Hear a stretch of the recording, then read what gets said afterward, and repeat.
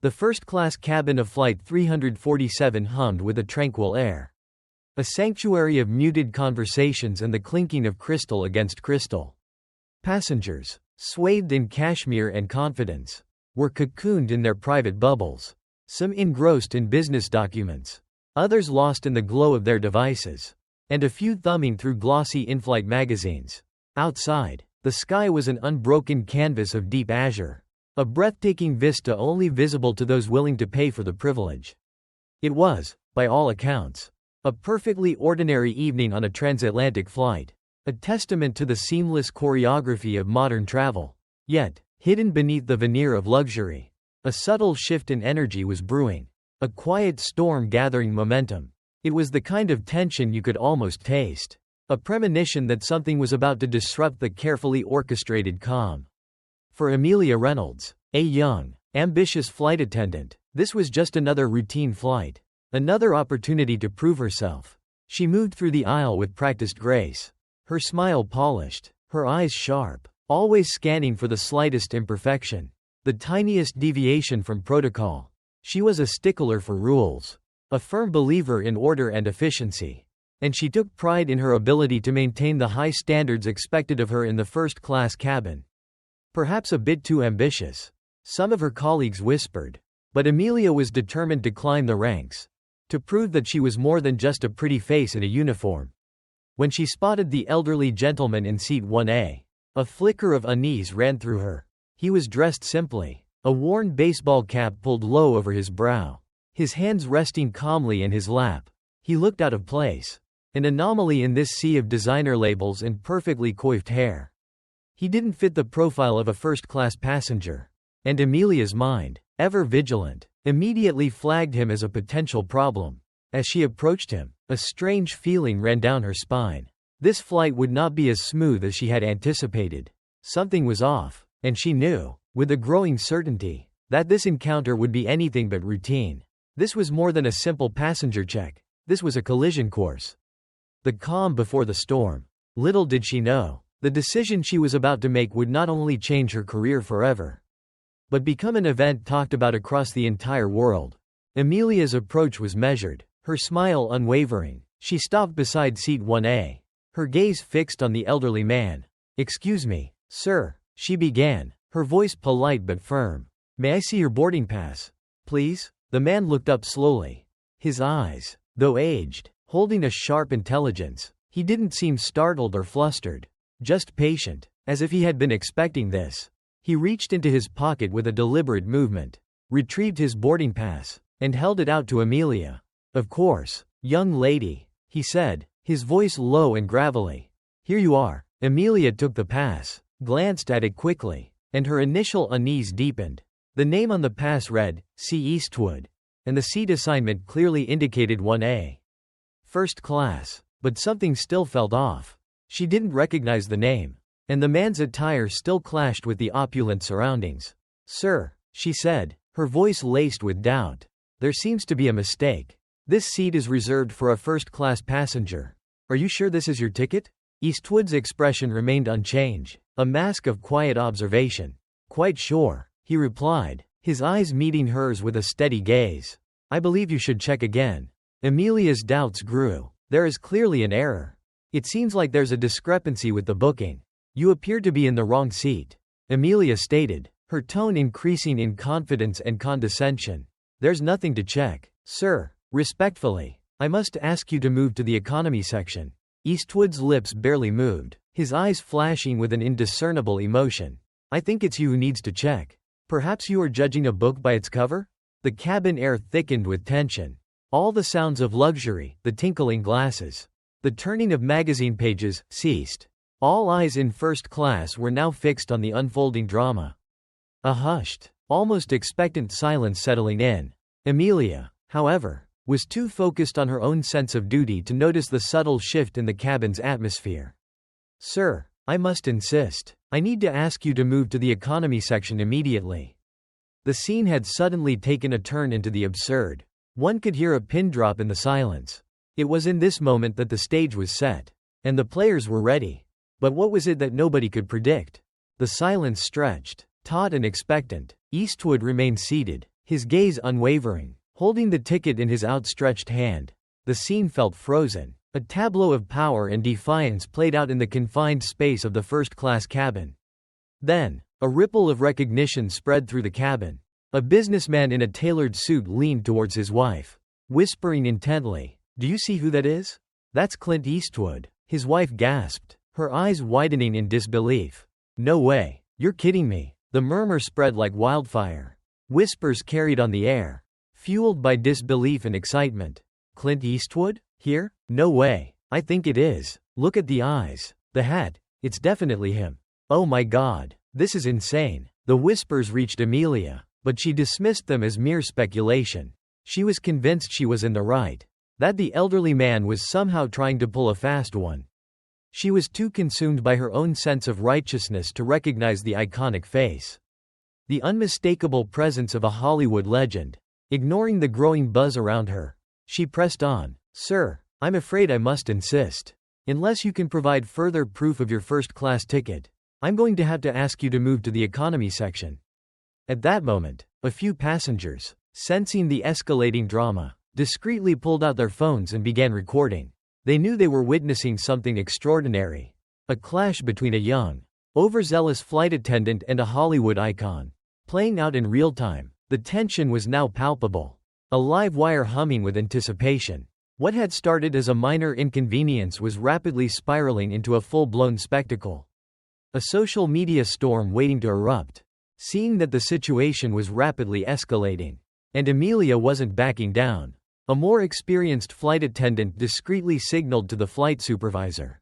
Ms. Davies, a woman known for her calm demeanor and her ability to diffuse even the most volatile situations. Ms. Davies approached the scene with a measured gait, her expression neutral, her years of experience etched into the lines around her eyes. "Good evening, everyone," she said, her voice calm and authoritative. "I understand there's a slight issue here. Perhaps I can assist." Amelia, relieved at the arrival of backup, quickly explained the situation, emphasizing the passenger's lack of proper documentation and his refusal to move.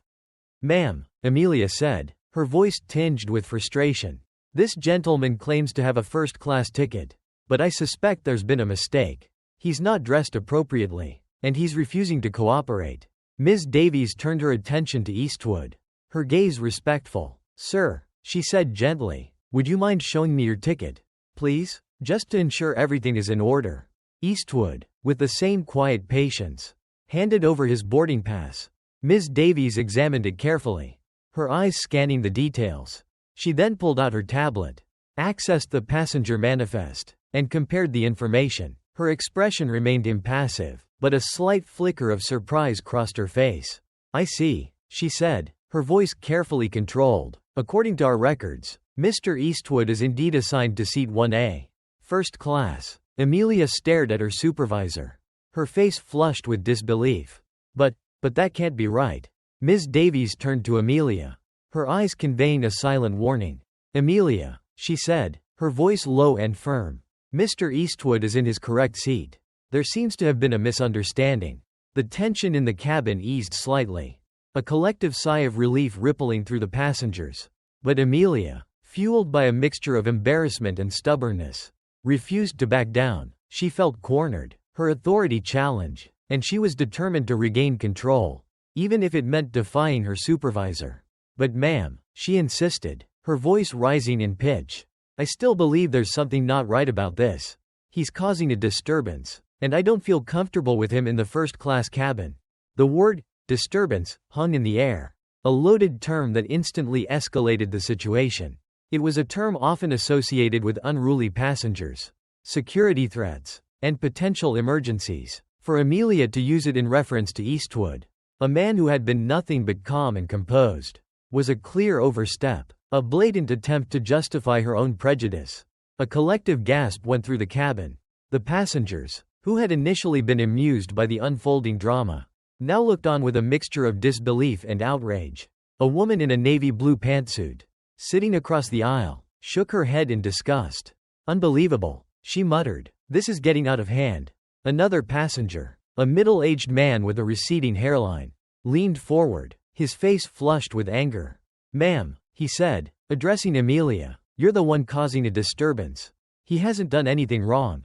Ms. Davies, sensing the rising tide of resentment, stepped in to try and regain control. Amelia, she said, her voice sharp and urgent. Step over here for a moment. We need to discuss this privately. But Amelia, blinded by her own sense of righteousness, refused to listen. She was convinced that she was doing the right thing, that she was protecting the safety and security of the passengers. She straightened her shoulders, took a deep breath, and addressed the cabin. I'm going to have to escalate this, she announced, tapping her earpiece. I'm reporting a disruptive passenger. A collective groan echoed through the cabin. Passengers began shaking their heads in disbelief, muttering under their breath. This is insane, one said. She's completely lost it. She's going to regret this. Another added. Ms. Davies, realizing that the situation was spiraling out of control, could only watch in dismay as Amelia crossed the point of no return. What began as a simple misunderstanding had now transformed into a full-blown crisis. A social media nightmare waiting to explode. It was at that moment that the pilot, hearing of the escalating conflict, decided to intervene. As the wheels of Flight 347 touched down with a jarring thump, signaling the end of the transatlantic journey, the drama unfolding within its first-class cabin was far from over. The usual anticipatory bustle of passengers reaching for overhead compartments and gathering their belongings was replaced by an eerie silence. A collective holding of breath as everyone waited to see what would happen next. Reynolds, fueled by her convictions, watched the jet bridges getting connected from the window. With the passengers held hostage by her recklessness, she knew the only way to make it out now was to stick to her ground. Exiting the aircraft, Reynolds noticed the airport security at the gate. Looking around, their eyes intense, Reynolds was sure Eastwood would try to use his clout to make this incident worse for her. The passenger near Reynolds leaned into her. It is all over the news now. A chill ran down Reynolds' back as she heard the news. She had thought the matter was contained and that Eastwood would never take things further. Eastwood knew what he was doing as they had reached the end of the flight. Reynolds felt that what has been done cannot be undone. It was the realization that made her feel the gravity of her actions. As they deplaned, Reynolds saw the flashing light of cameras. As they were making their way through the airport terminal, it felt as if the reporters and cameras were following them at every turn.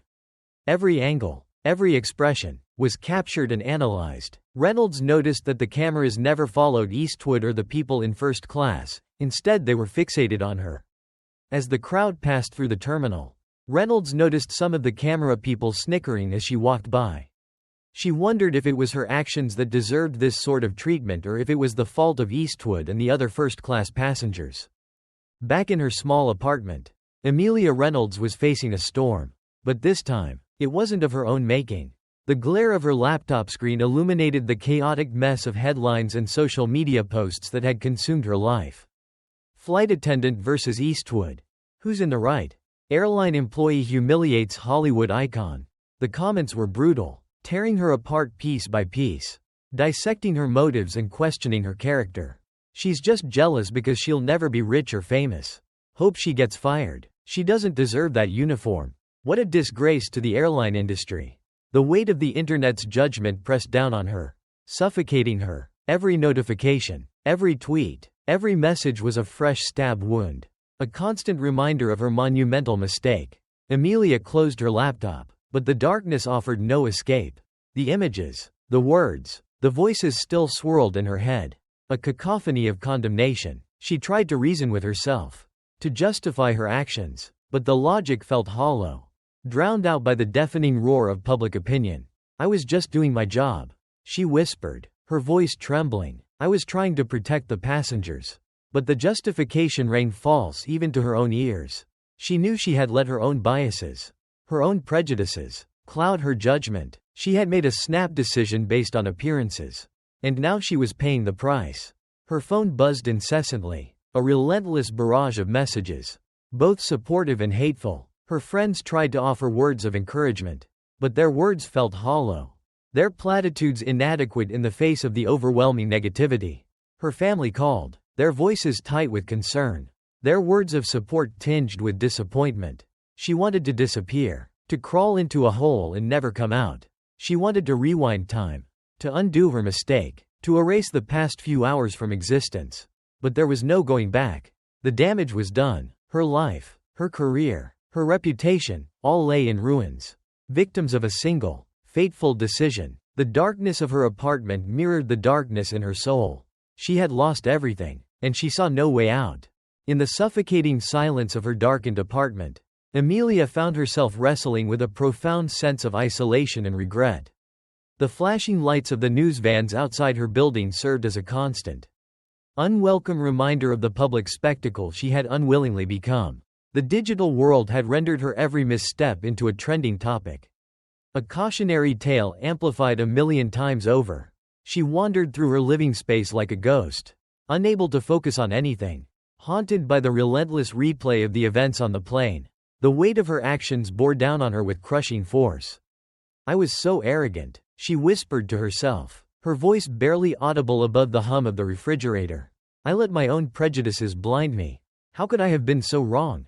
The faces of her colleagues, once a source of camaraderie, now flashed in her mind, their expressions tinged with disappointment and pity. She imagined the whispers, the hushed conversations, the sidelong glances. She had not only damaged her own reputation but had also brought shame to her profession. To the airline she represented, she curled up on her sofa, clutching a tattered blanket for comfort. But the chill of her remorse permeated every corner of her being. "What have I done?" she sobbed, tears streaming down her face. "I've ruined everything." But amidst the swirling vortex of self-pity and despair, a flicker of hope ignited. A memory surfaced, a moment of kindness she had shown to a distressed passenger on a previous flight. It was a reminder that she wasn't all bad, that there was still goodness within her. Perhaps, she thought, there was still a chance to salvage something, to learn from her mistakes, to somehow atone for her actions. As the first rays of dawn crept through her window, Amelia stirred. She knew the road ahead would be long and arduous, but she was determined to take the first step, to begin the difficult journey toward redemption. But, before she could formulate a plan, the news broke. Eastwood's words would spread more than the hate she got. The tweet came unexpectedly, a simple, understated message that rippled through the online world like a seismic wave. From the official account of Clint Eastwood, the 5 words that changed everything: "People make mistakes. Let her go." The words were devoid of malice, devoid of judgment, devoid of any trace of the anger or resentment one might expect from a man who had been subjected to such public humiliation. They were words of forgiveness, of compassion, of a quiet understanding of the human capacity for error. The impact was immediate and profound. The digital mob, which had been baying for Amelia's blood just moments before, suddenly paused, their collective outrage tempered by the unexpected act of grace. The tide of public opinion began to shift, subtly at first, then with increasing momentum. New headlines appeared, replacing the vitriol with more measured tones. Eastwood calls for forgiveness. Demands end to attacks on airline attendant. Clint Eastwood shows compassion. Says attendant should be allowed to move on. Internet reacts to Eastwood's plea. Forgiveness or justice? The comment sections, which had been a cesspool of negativity, now featured a mix of opinions, with many users expressing admiration for Eastwood's gesture and calling for a more nuanced understanding of the situation. Some die-hard critics remained, but their voices were gradually drowned out by the growing chorus of forgiveness. At the heart of the storm, Amelia Reynolds sat glued to her phone, her eyes wide with disbelief.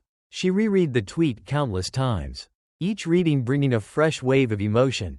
He actually said that?" she whispered, her voice thick with tears. "He's asking people to forgive me?" The sheer magnanimity of Eastwood's act overwhelmed her. She had expected condemnation, scorn, perhaps even legal action. But forgiveness? That was something she never thought possible. A flicker of hope ignited within her. A spark of redemption in the darkness. Perhaps, just perhaps, there was still a chance for her to salvage her life, to rebuild her career, to prove that she was worthy of the forgiveness she had been granted. The call came unexpectedly. A lifeline thrown into the turbulent waters of Amelia's despair. It was a formal, almost impersonal voice on the other end, identifying herself as Emily Davenport from airline management. After a few perfunctory pleasantries, the woman cut to the chase. "Miss Reynolds," she said, her voice carefully measured. "We are calling to discuss your employment status with the airline." Amelia's heart sank. She braced herself for the inevitable. The confirmation of her worst fears. "I assume this is to inform me of my termination," she said, her voice barely above a whisper. There was a pause on the other end. A beat of silence that felt like an eternity. Then, the woman spoke again, her tone shifting slightly, becoming a bit more conciliatory. "Not necessarily, Miss Reynolds," she said, "in light of recent developments. And Mr. Eastwood's statement, we are re-evaluating our position. We believe that everyone deserves a second chance." Amelia's breath caught in her throat. She couldn't believe what she was hearing. "Are you saying," she stammered, "are you saying you might not fire me?" "We are considering all options, Miss Reynolds," the woman replied. "We would like to invite you to a meeting to discuss your future with the airline." The offer hung in the air. A fragile olive branch extended across the chasm of public opinion and professional ruin. It was a chance, a glimmer of hope, but it was also a gamble. Amelia knew that accepting the meeting would mean facing the scrutiny of her superiors, the judgment of her peers, and the potential for further humiliation. But it was also a chance to plead her case, to explain her actions, to convince them that she was worthy of another opportunity. After a moment of hesitation, Amelia made her decision. "I'll take the meeting," she said, her voice firm and resolute. "I have something to say. Something I need to say." The days leading up to the meeting were a blur of anxiety and uncertainty.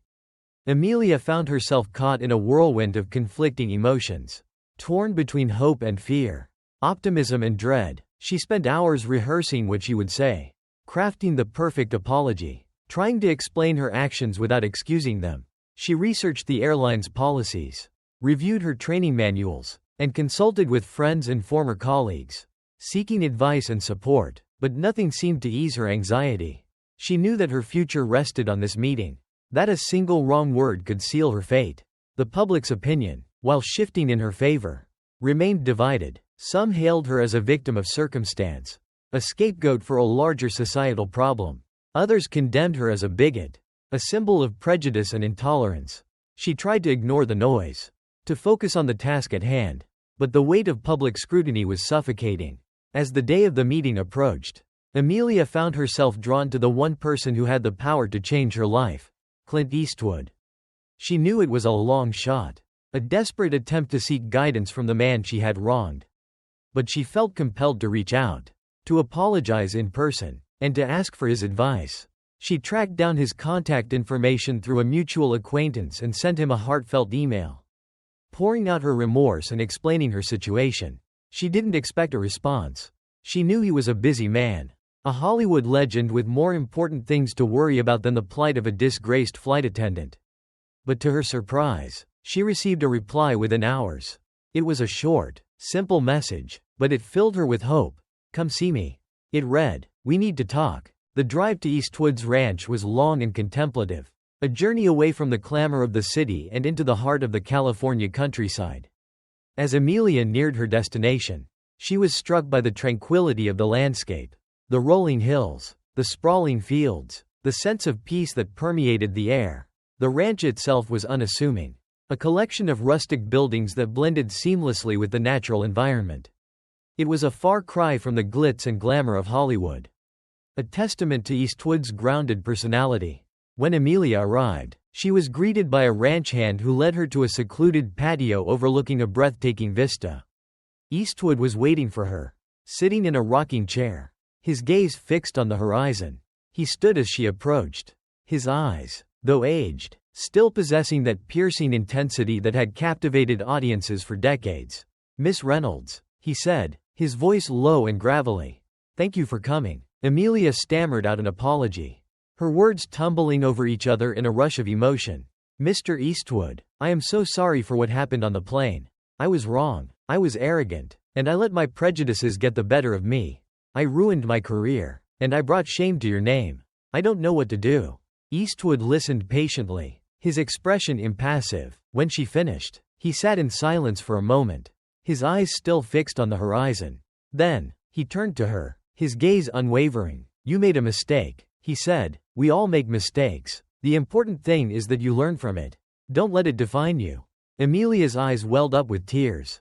"But what can I do?" she asked. My career is over. My reputation is ruined. Everyone hates me. Eastwood smiled, a hint of warmth crinkling the corners of his eyes.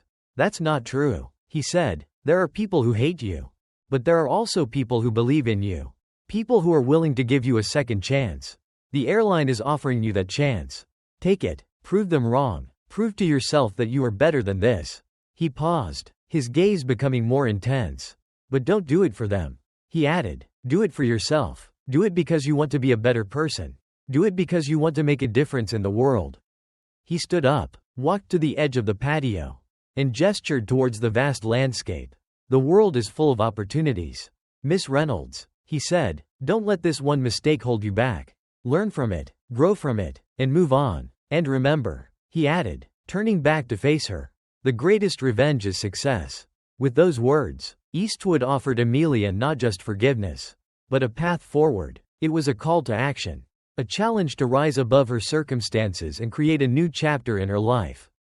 The choice was hers, and hers alone. Standing before the polished mahogany table in the sterile boardroom, Amelia Reynolds felt a tremor of apprehension course through her. The faces of the airline executives were impassive, their gazes scrutinizing, their thoughts unreadable. The weight of expectation, the pressure of public scrutiny, pressed down on her, threatening to suffocate her. She had rehearsed her opening statement countless times. But now, under the intense gaze of her superiors, the words seemed to evaporate from her mind. She took a deep breath, steadied herself, and began. Thank you for giving me this opportunity to speak, she said, her voice clear and resolute. I know that what I did was wrong. I acted impulsively. I let my biases cloud my judgment. And I brought shame to this airline. I take full responsibility for my actions. And I am deeply sorry for the harm I caused. She paused, her eyes meeting the gaze of each executive in turn. I know that I have a lot to prove. She continued. I know that I need to earn back your trust. And the trust of the public. But I am committed to doing whatever it takes to make amends. I am committed to learning from my mistakes. To growing as a person. And to becoming a better employee. She spoke from the heart. Her words raw and honest. Her remorse palpable. She didn't offer excuses. She didn't deflect blame. She simply took ownership of her actions and expressed her sincere desire to make things right. When she finished, a silence descended upon the room. The executives exchanged glances, their expressions still unreadable. Finally, the CEO, a stern-faced man with a reputation for being ruthless, spoke. Miss Reynolds, he said, his voice low and measured. Your actions have caused significant damage to this airline's reputation. We have received countless complaints. And we have lost significant revenue. Some members of our board believe that you should be terminated immediately. Amelia's heart sank. She had known this was a possibility. But hearing the words spoken aloud was like a punch to the gut. Just as she was ready to accept defeat, the CEO continued. However, he said, we have also received a significant amount of support for you. Many people believe that you deserve a second chance. And Mr. Eastwood himself has spoken out in your favor. Therefore, we have decided to offer you that second chance. Amelia's breath caught in her throat. She couldn't believe what she was hearing. But, the CEO added, his voice hardening, this comes with conditions. You will be subject to a rigorous retraining program. You will be closely monitored by your supervisors. And you will be expected to adhere to the highest standards of professionalism at all times. One more mistake, Miss Reynolds, and you will be terminated immediately. Do you understand? Yes, sir, Amelia replied, her voice trembling with gratitude. I understand. Thank you for this opportunity. I won't let you down. Stepping back onto the tarmac, clad once more in the crisp blue uniform of a flight attendant, Amelia Reynolds felt a mixture of trepidation and resolve. It was a surreal moment. A second chance she had scarcely dared to hope for. The eyes of her colleagues, some curious, some cautious, some openly hostile, followed her as she made her way towards the boarding gate. She knew that the road ahead would be challenging, that she would have to earn back the trust of her peers, of her passengers, and of the world, but she was determined to prove that she was worthy of this second chance. Her first task was to apologize, to reach out to those she had wronged, to offer her sincere regrets for her actions. She started with the passengers on Flight 347, tracking them down through the airline's database and sending each of them a personalized letter. expressing her remorse and offering a sincere apology. Some responded with forgiveness, others with indifference, and a few with outright hostility. But Amelia persisted. Determined to make amends, she volunteered for extra shifts, took on the most challenging assignments, and went above and beyond to assist her passengers, offering extra blankets, calming nervous flyers, and providing exceptional service with a genuine smile. She also reached out to community organizations, offering her time and resources to support causes she believed in. She volunteered at a homeless shelter, mentored at-risk youth, and participated in environmental cleanup projects. She wanted to show the world that she was more than just a disgraced flight attendant. That she was a caring, compassionate person who was committed to making a positive impact on the world. Slowly, gradually, the tide began to turn. Passengers began to recognize her, not with scorn, but with a hint of respect. Colleagues began to warm to her, offering words of encouragement and support. And the media, always hungry for a good story, began to chronicle her journey of redemption, highlighting her acts of kindness and her commitment to making amends. The road to redemption was long and arduous, but Amelia Reynolds was making progress. She was building bridges, mending fences, and proving to the world that even the most egregious mistakes can be forgiven, and that even the most tarnished reputations can be restored. Years had passed since the fateful flight that had changed Amelia Reynolds' life forever. The scars of that experience still lingered, but they had faded with time, replaced by a newfound sense of wisdom, compassion, and gratitude. She was no longer the ambitious, rule-bound flight attendant she had once been. She had learned the importance of empathy, the power of forgiveness, and the true meaning of humility. She had become a better person, not in spite of her mistakes, but because of them. She now approached her job with a different perspective, seeing each passenger not as a potential problem, but as an individual with their own unique story, their own fears, and their own needs. She went out of her way to connect with her passengers, to listen to their concerns, and to offer them comfort and support. She had become a beacon of warmth and kindness, a symbol of second chances, a testament to the human capacity for redemption. One day, while working on a transatlantic flight, Amelia recognized a familiar face among the first-class passengers. It was the woman in the navy blue pantsuit, the one who had spoken out in her defense on Flight 347. Amelia approached her with a warm smile. "Excuse me," she said, "I don't know if you remember me, but I'm Amelia Reynolds. I was the flight attendant on that flight a few years ago." The woman looked at her for a moment, her eyes widening with recognition. "Of course, I remember you," she said. "You've come a long way." Amelia smiled. "Thank you," she said. "I just wanted to thank you for speaking out for me that day. It meant a lot to me." The woman smiled back. "You deserved it," she said. "You made a mistake, but you've more than made up for it. I admire your courage, your resilience, and your commitment to making a difference." As Amelia walked away, she felt a sense of closure, a sense of peace that she had never felt before. She had come full circle. From disgrace to redemption, from shame to pride, she had proven to herself, and to the world, that she was capable of change, capable of growth, and capable of greatness. And as the plane soared through the azure skies, carrying its precious cargo of passengers towards a brighter future, Amelia Reynolds knew that she was finally flying on a new flight plan. A flight plan guided by compassion, empathy, and a deep understanding of the human heart. And so, though her past would forever be a part of her, she looked forward to a horizon bright with promise, secure in the knowledge that she had learned from her mistakes and was ready to greet each new day with a spirit of humility, kindness, and unwavering hope.